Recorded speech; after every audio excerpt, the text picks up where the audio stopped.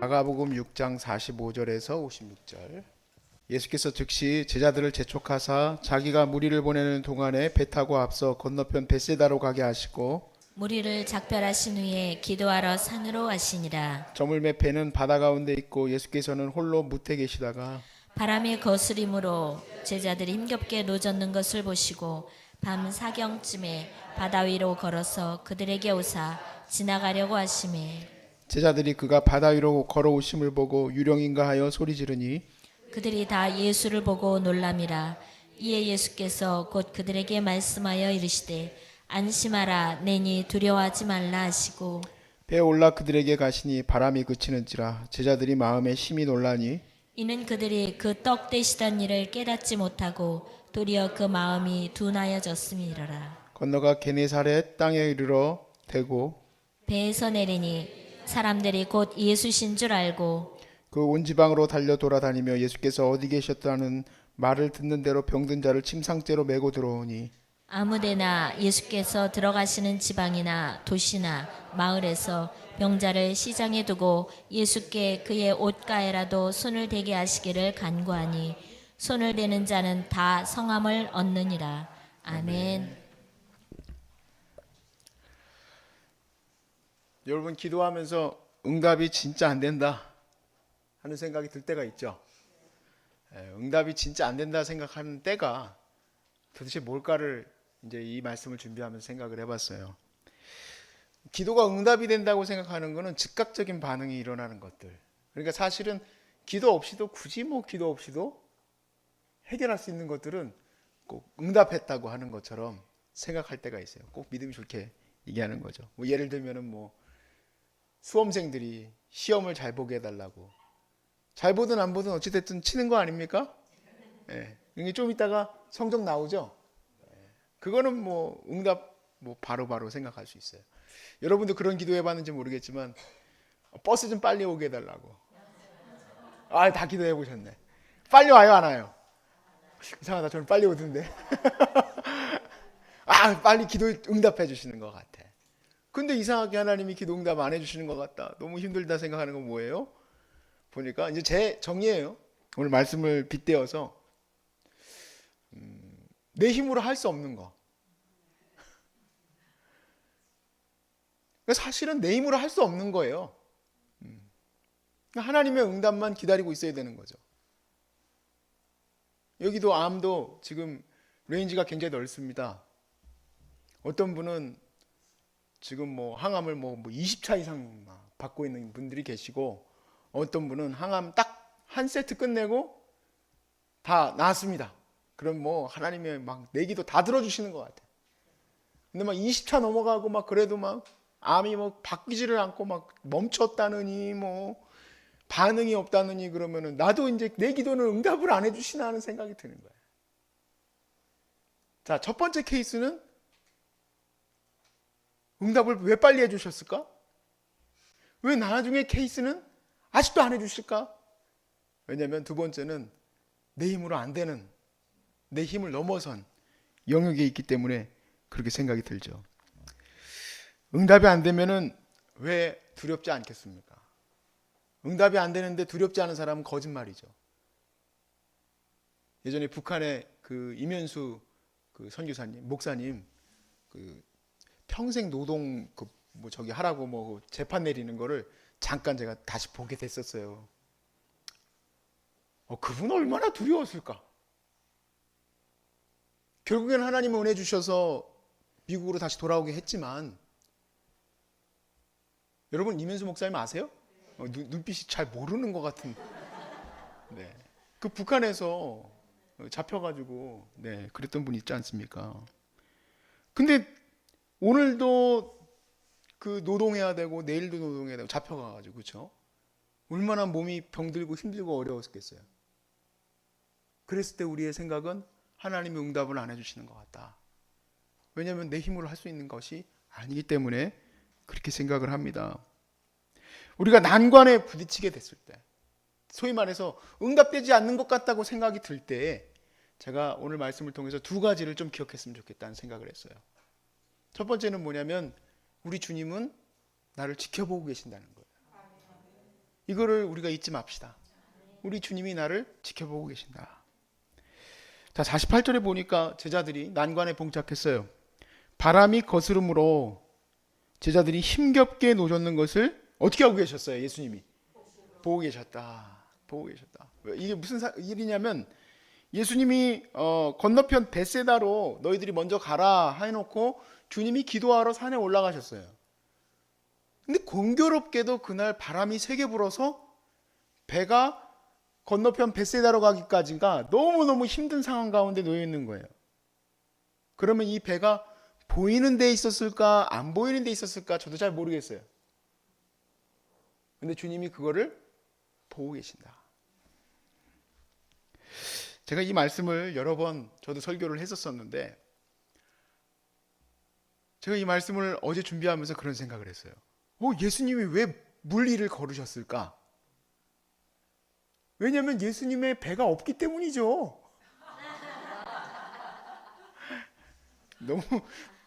너무 이상한 생각해서 죄송합니다. 예수님 왜 물 위를 걸어가셨지?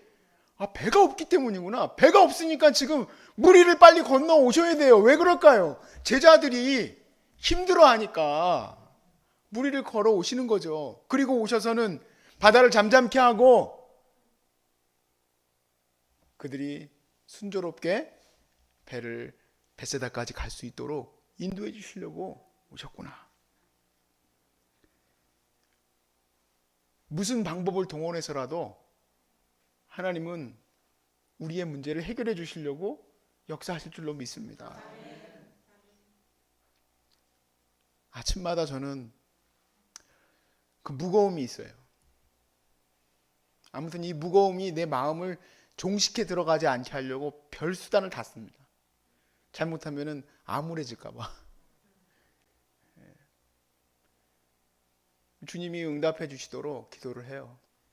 주님이 어제까지 이렇게 또 건강했었는데 주님 좀 잘 좀 인도해 주십시오. 그렇게 기도를 하고 나아갑니다. 여러분, 응답이라는 게요, 늦게 오는 느낌이 드는 것은 지금 당장 뭐가 해결이 안 되고 있기 때문이겠죠. 그런데 주님이 보고 계시고 그 문제가 해결되는 거에 대한 이 과정을 한번 보십시오. 주님이 보시지 않았다면 어느 장소까지 그렇게 걸어오실 수 있었겠습니까? 여러분이 암에 걸려서 이렇게 힘들어할 때 소중한 사람들이 여기에 세워지기까지 몇 년이 걸렸는지 아십니까? 30년 넘게 걸렸어요. 믿음의 숱한 난관과 어려움을 이겨내야지만 이 시설이 세워질 수 있었어요.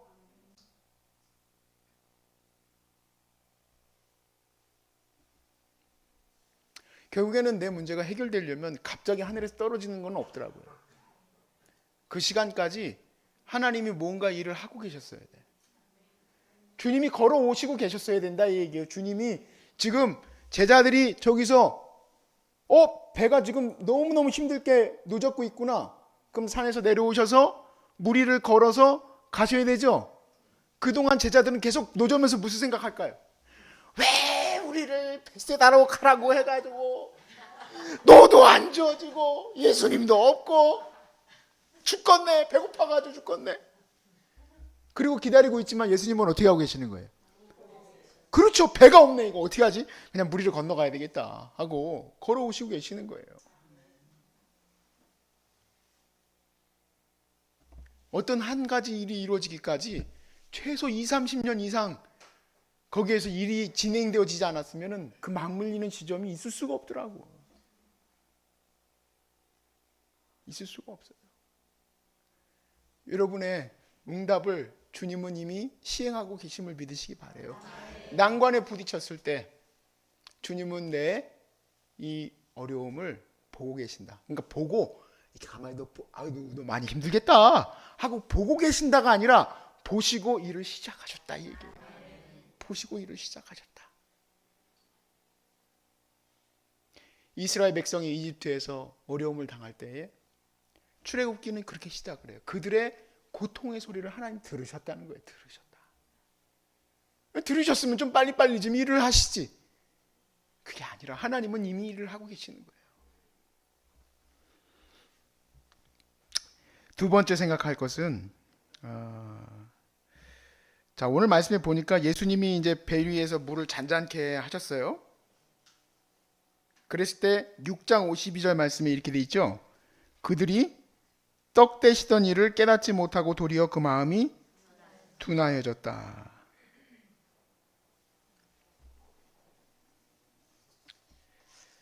마음이 둔해지는 거.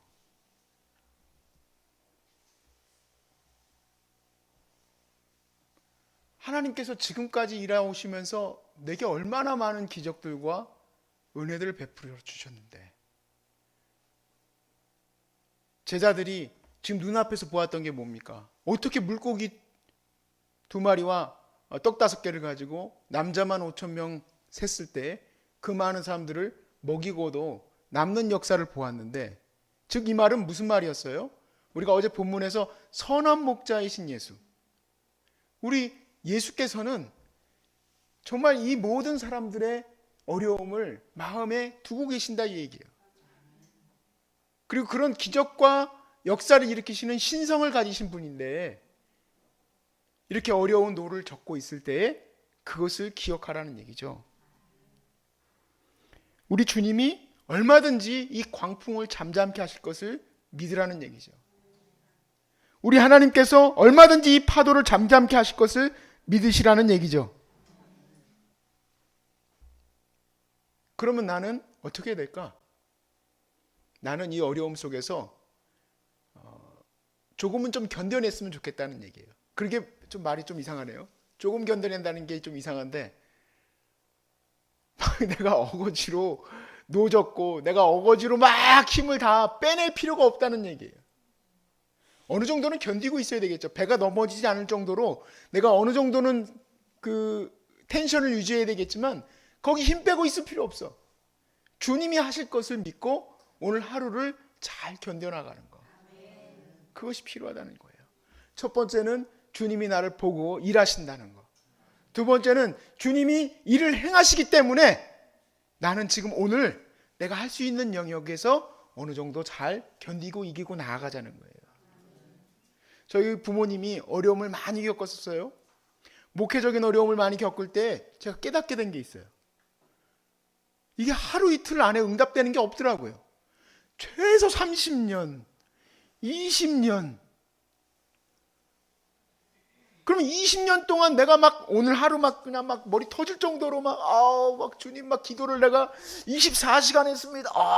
내가 내 암 다 고쳐주세요. 그럴 수 없다 이 얘기예요. 오늘 적절히 할 정도만 하십시오. 오늘 적절히 내가 하나님 앞에서 내 이 상황을 이겨나갈 정도로만 해나가면 되지 않겠나. 그럼 결국에는 우리 주님이 오셔서 파도를 잠잠케 하시고 내 삶의 광풍을 잠잠케 해주실 테니까. 빚진 문제도 우리 아버님이 이제 사업 망해가지고 빚을 졌는데 그 빚을 갚아주시는데, 교회 빚 말는 거 아니에요. 교회 빚은 이제 그 다음 2라운드예요. 2라운드. 1라운드는 사업이 이제 망해가지고 그걸 가는 과정이었는데, 왜 한 방에 안 갚아주시냐는 얘기죠. 한 방에. 좀 한 방에, 암도 한 방에 딱딱 한 방에 좀 해주시면 좋겠는데, 물론 이건 좀 성경적인 얘기라서 되게 정답이니까 좀 재미는 없어요. 우리가 주님을 믿지 못하니까 딱딱 주시면 안 되는 거죠. 그렇지만 그럼 뭐 하나님이 딱딱 주시면 내가 믿음이 없으니까 그렇게 네가 그냥 아주 그냥 목말라가지고 죽을 때까지 놔뒀다가 그렇게 하신다겠다, 그거는 아니에요. 하나님의 순리대로 하나님의 역사하심 속에서 자연스럽게 하나님이 역사하실 거예요. 그러니까 우리 마음은 내가 부정적인 마음을 갖지 않는 게 중요한 거예요. 하나님이 나를 인도하심 속에 있다는 것만 믿고 오늘 내가 할 수 있는 만큼 하면 되는 거예요. 여러분, 뭘 하실 수 있습니까? 노 잡고 있는 거? 그것만 하세요. 그러면 이성일 목사가 할 수 있는 게 뭐냐? 이렇게 아마누들 오늘 이렇게 뭐 2번 3번 진통제 먹고 있습니다, 이 얘기 듣고 나면 네가 할 수 있는 일이 뭐냐? 제가 할 수 있는 일은 기도밖에 없어요. 기도하라는 거죠. 기도하라는 거. 네가 할 수 있는 일이 혹시 뭐 치료할 수 있는 것이 있다면 치료하겠죠. 그래서 제가 묻기도 해요. 제가 여기서 도와드릴 게 뭐가 있습니까? 뭐 드레싱을 해야 된다. 그럼 제가 할 일이 아니에요. 간호 선생님한테 부탁하면 되는 거예요. 밥을 맛있는 거 먹어야 됩니다. 제가 할 일 아니에요. 그렇지만 제가 할 일은 정말 좋은 식자재 사다가 어떻게든 이 아마노들이 나을 수 있도록 해드리는 거. 제 기도 제목이 거기에 있으니까 저는 그냥 거기에 할 수 있는 만큼까지만 하고 가는 거예요. 두 번째는 잘 견디시라는 얘기예요. 난관에 부딪혔을 때 첫 번째, 주님이 여러분을 보고 계신다.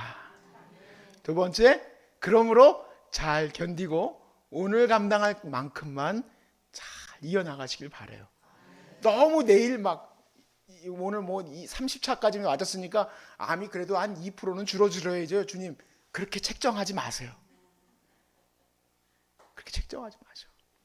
예수님이 1m까지 올 때까지 뭐 3m, 4m 무슨 내비게이션처럼 올 때까지 띠띠띠띠 하는 것처럼 파도가 막 이만큼 했다가 점점 자들어도 그런 거 없어요. 주님이 오실 때까지는 계속 난리를 치는 거야.